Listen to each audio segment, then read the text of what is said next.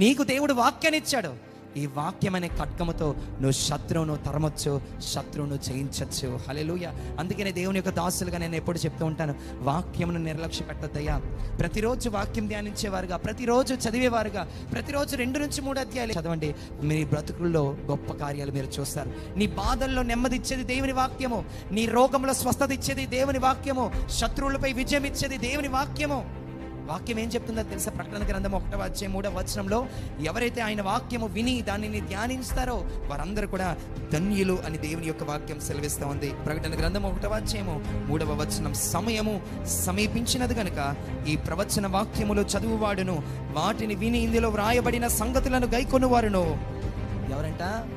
ధన్యులు. అంత్య దినాల్లో, భయంకరమైన దినాల్లో ఎవరైతే దేవుని యొక్క వాక్యమును ధ్యానిస్తారో, దానిని విని దాని ప్రకారంగా జీవిస్తారో వారు ధన్యులు అని దేవుని యొక్క వాక్యం సెలవిస్తా ఉంది.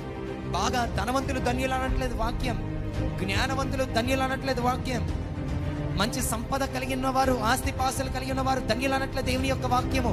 ఎవరైతే దానిని విని దాని ప్రకారంగా జీవిస్తారో, దానిని గైకుంటారో వారు ధన్యులు అని దేవుని యొక్క వాక్యం సెలవిస్తా ఉంది. అందుకనే ప్రతిరోజు మనం ఏం చేయాలో తెలుసా? దేవుని యొక్క వాక్యము చదివేవారిగా ఉండాలి. ఆమేన్. 2 అంచుల గల ఖడ్గము వంటిదంట దేవుని వాక్యము. ఒకవేళ ఇంకా చదవకపోతే ప్రియులారా, ఈ రోజు నుంచి వాక్యం చదవడానికి ప్రయత్నించండి. దేవుడు నీకు విజయాన్ని అనుగ్రహిస్తాడు. హల్లెలూయా.